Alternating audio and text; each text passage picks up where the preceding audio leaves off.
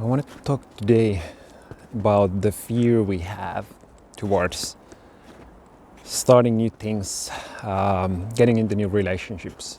Basically the fear of heartbreak and abandonment and rejection.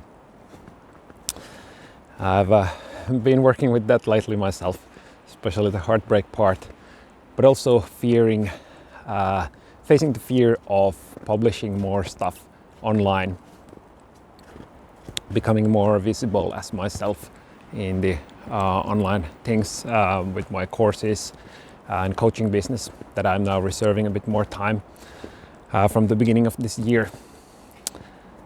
Hopefully that will result also in more useful content for you on this channel and maybe some reflections about how to manage with the fear of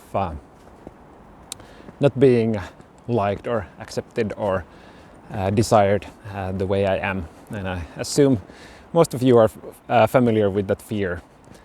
And we get very vulnerable with that when we enter into romantic relationships, and the heartbreak that may be the result, because all relationships eventually end, the other person leaving by their choice or by death in the end.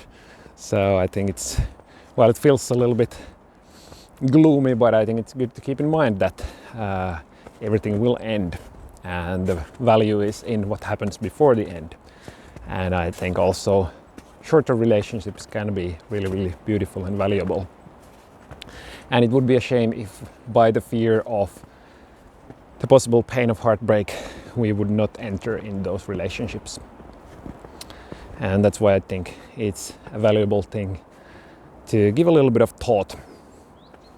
I think the fear comes from a very valid point as for a young human child it is very important to stay attached to the caretakers, and it's a good thing to fear the abandonment. But now as adults we can typically survive the heartbreaks. So if we are really afraid of them and we never enter into relationships, or we never start a new business, or we never share authentically online, then we may lose up on some possibilities of life. And what I was recently thinking is that the heartbreak can actually be a heart healer, although it's breaking something. As a verb it doesn't sound like healing, but sometimes things also break open.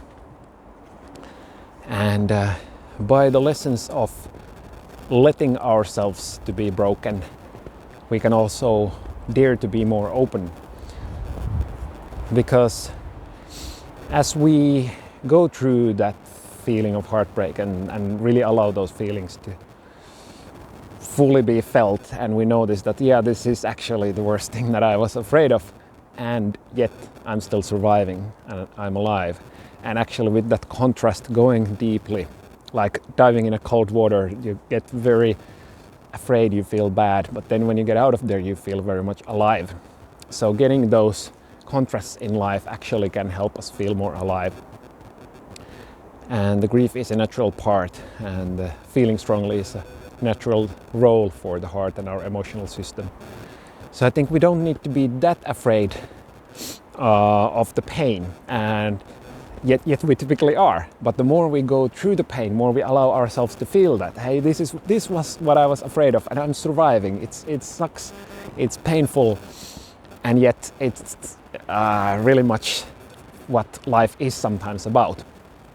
So allowing that to bring the contrast and allow that to show our inner child and those afraid parts that we can survive this, we can ask for help, we can cry, we can shout, we can lie on the floor and be miserable for a while, and we survive.